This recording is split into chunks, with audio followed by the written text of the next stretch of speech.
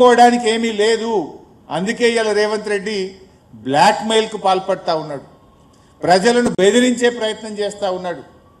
ప్రజాస్వామ్యంలో బెదిరింపులకు తావులేదు, స్కీములు బంద్ చేస్తా అని చెప్పడానికి అవకాశం లేదు. ఇది కేవలం నీ ఓటమి భయంతో, ఫ్రస్ట్రేషన్తో ఇవాళ ముఖ్యమంత్రి గారు బ్లాక్ మెయిల్కి పాల్పడతా ఉన్నాడు. అంటే రేవంత్ పాలన is a blackmail government. దీన్ని ప్రజలు గమనించాలని చెప్పి కూడా నేను కోరుతా ఉన్నా. ఈ బ్లాక్ మెయిలర్కు జూబ్లీస్ ప్రజలు గుణపాఠం చెప్పాలని చెప్పి కూడా నేను ఈ సందర్భంగా కోరుతా ఉన్నా.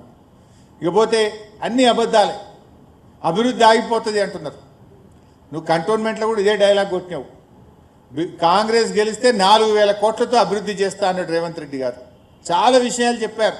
6,000 డబుల్ బెడ్రూమ్ ఇల్లు కడతామన్నాడు.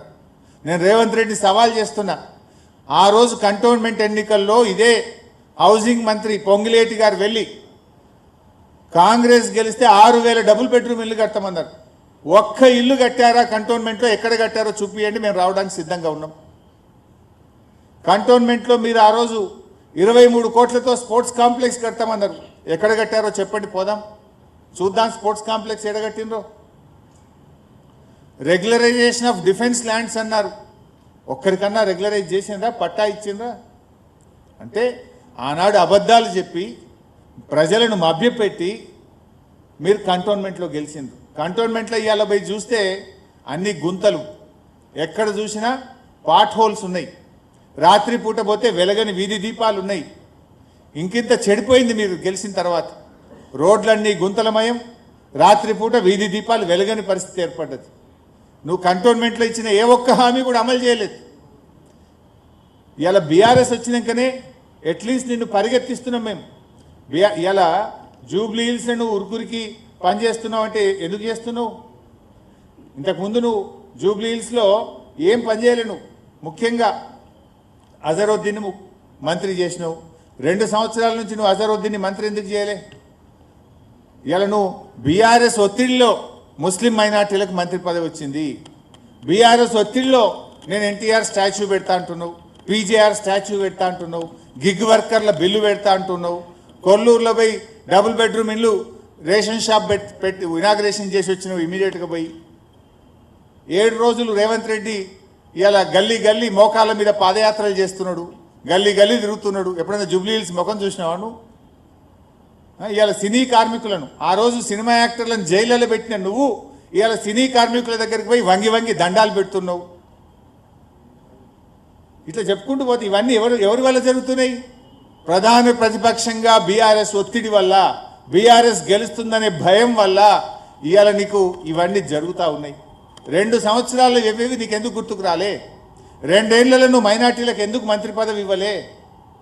ఎన్టీఆర్ స్టాచ్యూ బీఆర్ఎస్ ఎన్నో పెట్టింది. 70 అడుగుల ఎన్టీఆర్ స్టాచ్యూను ఖమ్మంలో పెట్టాం, కూకట్పల్లిలో పెట్టాం, బాన్స్వాడలో పెట్టాం. ఎన్నో చోట్ల బీఆర్ఎస్ పార్టీ పెట్టింది. ఇవాళ రేవంత్ రెడ్డికి ఎన్టీఆర్ గుర్తొస్తుంది. మరి 2 ఏళ్లకి ఎడబోయినావు నాయన? జూబ్లీ హిల్స్ ఎన్నికలు వస్తే గుర్తొచ్చింది అది నీకు.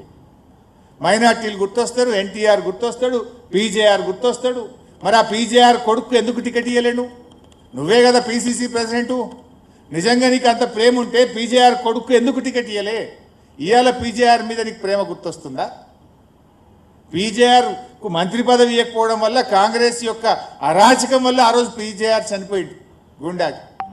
ఇవాళ నువ్వు పీజేఆర్ మీద ప్రేమ వలకపోస్తున్నావు.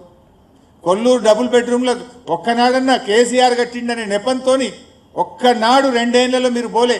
ఇప్పుడు రోజు ఒక మంత్రి పరిగెత్తుతుండు, ఒకలేనికొకలు ఉరుకుతుండు. ఒక ఆయన పోయి దవాఖాన పెడతా అంటుండు, ఒక ఆయన పోయి రేషన్ షాపులు పెడతా అంటుండు, ఒక ఆయన పోయి నేను మున్సిపల్ చెత్త ఎత్తడానికి బండ్లు పెడతా అంటుండు, ఇంకొక ఆయన పోయి అంబులెన్స్ పెడతా అంటుండు. 2 ఏళ్ళు అడిగిపోయింది. This is all done by BRS. BRS అనే ప్రధాన ప్రతిపక్షం ప్రశ్నిస్తుంది కనుకనే ఈరోజు ఒకటొకటిగా జరుగుతున్నటువంటి పరిస్థితి గడబడతా ఉంది. అందువల్ల ఒక ప్రశ్నించే గొంతును గెలిపించండి. బీఆర్ఎస్ పార్టీ ఇలా ప్రజలకు అండగా ఉన్నది. నువ్వు మూసీ పేరిట పేదల ఇల్లు కూలుస్తా అంటే ఆ ప్రజలు తెలంగాణ భవన్కి వచ్చి తమ బాధలు చెప్పుకుంటే బీఆర్ఎస్ పార్టీ కేటీఆర్ గారు మా శాసనసభ్యులు అందరం పోయి బుల్డోజర్లకు అడ్డంగా నిలబడి ఇవాళ హైదర్ షా కోట కానీ మూసి కూల్చివేతలను అడ్డుగా నిలబడ్డది, అడ్డుకున్నది, ఆపింది బీఆర్ఎస్ ప్రభుత్వం. సో అందువల్ల ఒక ప్రశ్నించేటువంటి దాన్ని మీరు గెలిపించండి, ప్రజల పక్షాన నిలబడేటువంటి